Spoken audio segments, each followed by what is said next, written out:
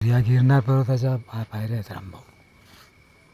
पुढे असं तिकडे छोटी छोटी नगर आहे, शहर आहेत, सुंदर झाडं. हा सौर ऊर्जेचा लॅम्प आहे.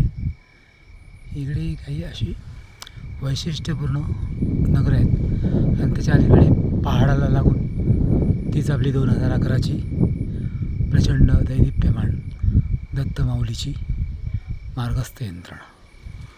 पुढे या झाडाच्या पलीकडे आता आपल्याला आंबातीर्थ लागणार आहे. हे बघा इथे या प्रकाशात. तर आंबातीर्थावरती ट्रॉली थांबते.